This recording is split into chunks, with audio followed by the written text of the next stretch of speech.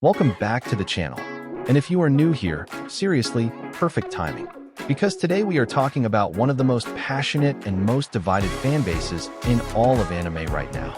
I'm talking about The Beginning After the End, also known as TBATE, based on the legendary web novel by Turtle Me, one of the most read fantasy stories on the internet. A story that has millions and millions of fans across the world. And Season 2 just dropped on April 1st, 2026. Now, I'm going to be real with you in this video. I'm going to talk about the story, the characters, what happened in Episode 1, all of it. But I'm also going to be honest about the one thing every TBATE fan already knows is the elephant in the room, the animation situation. Because this show deserves an honest breakdown. Not just hype, not just criticism, the full picture. So, whether you're a die-hard fan of the web novel, someone who watched Season 1, or someone brand new to the world of Daikathan, this video is for you. Let's get into it. Hit that like button and subscribe if you're new. We cover everything here. Quick introduction for anyone who hasn't seen this show or read the source material yet, because TBATE has one of the most unique premises in the isekai genre. The story begins with King Gray, the most powerful ruler in a futuristic world. He has everything: unmatched strength, wealth, political power, but absolutely nothing else. No real friends, no family, no one he trusts. He is completely alone at the top, and his life has been nothing but cold, calculated conquest. And then he dies. He wakes up reborn as Arthur Lewin, a baby boy in the magical world of Daikathan. A world of mana, magical beasts, elves, dwarves, and dangers that even King Gray's experience hasn't prepared him for. But here's what makes Arthur special. He carries all of King Gray's memories, wisdom, and fighting instincts from his past life. As he grows up in this new world, he's not starting from zero. He's a seasoned king in a child's body, learning to love, trust, and connect with people in ways he never allowed himself to before. Season 1 covered Arthur's childhood, his family, his training, his bond with Sylvie, his dragon-like mana beast companion, and his developing friendship with the elven princess Tessia. It ended with Arthur completing his adventurer missions and preparing to enter Xyrus Academy. Season 2 picks up right there, and we join Arthur in the middle of one of his final missions before the Academy arc begins. Okay, I said I was going to be honest, and I meant it. So before we talk about the story, we need to address the animation. Because if you've been part of the TBATE community, you already know, this has been one of the biggest ongoing conversations around this show. Studio ACAT has been criticized heavily since Season 1 for what fans describe as slideshow animation, meaning scenes that rely too much on still images with minimal movement, quick cuts, and stock visual effects rather than proper fluid animation.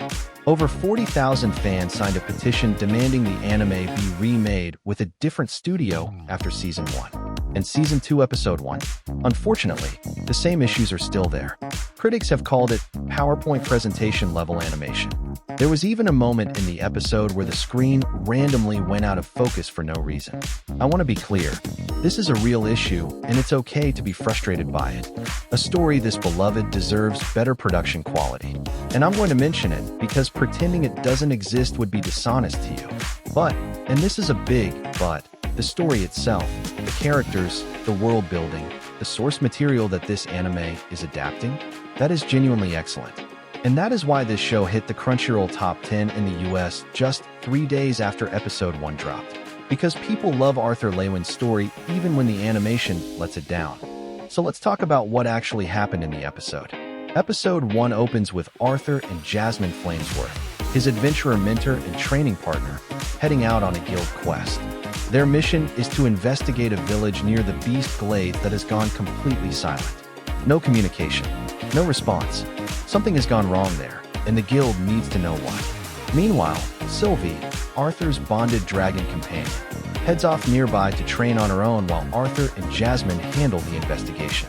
The two of them enter the village, and immediately something is deeply, visibly wrong. Every single villager has been crystallized. Frozen solid inside, transparent crystal, like living statues scattered throughout the village. They're not dead, but they're completely trapped and unreachable. The whole scene is eerie and unsettling, and the episode lets that atmosphere sink in. As Arthur and Jasmine carefully search for answers, they find one survivor, the only villager who wasn't crystallized. And just as they're trying to speak with them and get information about what happened, a massive spider beast drops into the scene.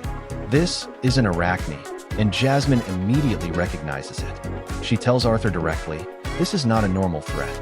She and a much larger party that included Arthur's own parents once had tremendous difficulty defeating one. An Arachne is one of the top 5 most dangerous beasts in the world. The crystal effect on the village? That's the Arachne's power. It's been here the whole time. The smart move is to retreat, report back to the guild, and come back with a proper team. So naturally, Arthur doesn't do that. Arthur and Jasmine begin to fall back, but the Arachne isn't going to let them just walk away. It ambushes them mid-retreat, and before Arthur can react, the Arachne hits Jasmine, and she's crystallized. His mentor, his teacher, the person who has trained him and fought alongside him, now frozen in crystal in front of him. Arthur is alone, with an Arachne, one of the 5 most dangerous beasts in the world, with no backup and no option to run. So he fights. The battle that follows is the central action sequence of the episode. Arthur starts with his standard physical attacks, and they barely scratch the Arachne. This thing is genuinely durable and powerful in a way that makes Arthur's normal strength feel insufficient. So he adapts. And this is where the episode shows us something important about who Arthur is becoming as a fighter.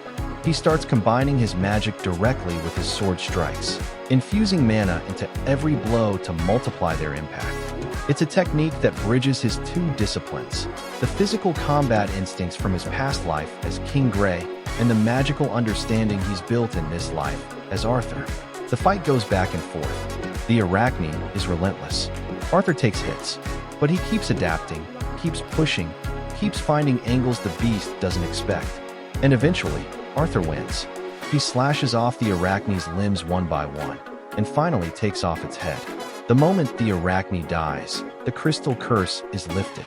Jasmine is freed. The villagers are freed. Every single person crystallized in the village wakes up, disoriented but alive. It's a genuine victory, and for a kid Arthur's age, defeating a top 5 beast solo is an absolutely remarkable feat. With the mission complete, Arthur and Jasmine return to the guild, and the reception is mixed. Alice, the guild handler who oversees their missions, does not congratulate Arthur. Instead, she gives him a full scolding.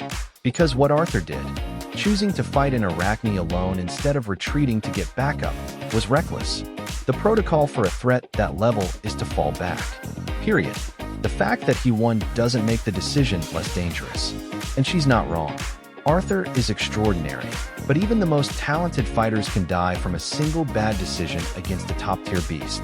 Alice's reaction is the realistic one, and it's an important character beat for Arthur. A reminder that being powerful doesn't mean being invincible or above strategy. The mood at the guild is mostly one of amazement, though. Other adventurers recognize what defeating an Arachne means. The whispers spread fast. But then, Lucas Wykes shows up. Lucas is arrogant, boastful, and immediately starts questioning whether Arthur's feat was even real. He's a recurring rival figure, the kind of character who can't let anyone else get recognition without challenging it. His arrival immediately sours the mood. And there's one more complication. While Sylvie was training nearby, she found the Arachne's mana core after the battle and ate it, which means the guild can't verify the kill with physical evidence. Lucas uses this as fuel for his dismissal of Arthur's achievement. It's a frustrating moment, but it's also very realistic to how these kinds of political social dynamics work in adventurer guilds.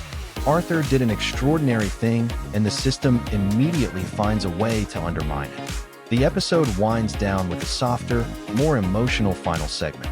After a friendly sparring session with Jasmine in the courtyard, a scene that shows their bond and how far Arthur has grown under her mentorship, Arthur finds himself alone, looking up at the sky, and he thinks about Tessia Aerolith, the elven princess, his friend, someone who matters to him deeply in a way the show has been building carefully since season 1.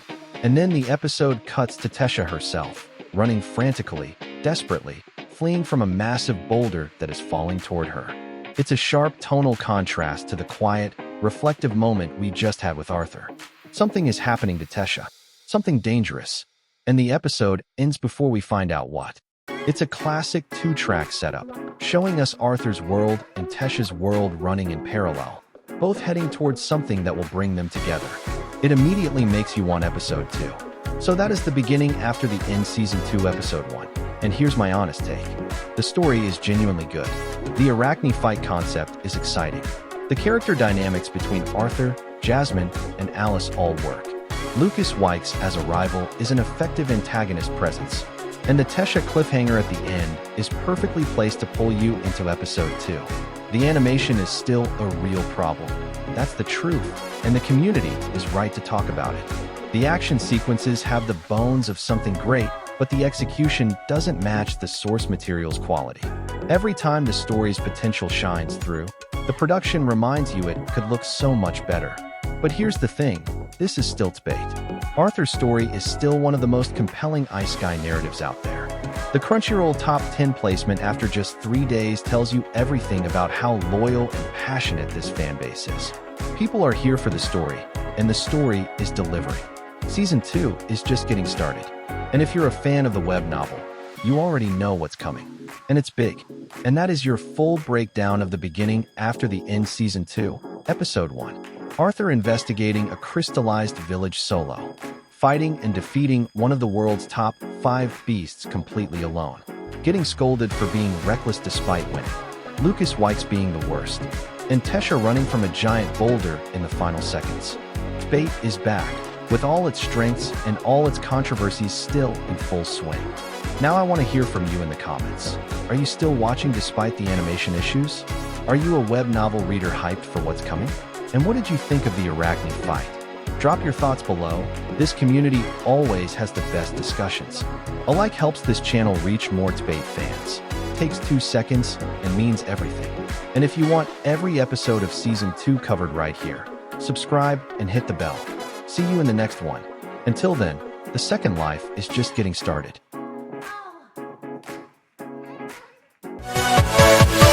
Yeah.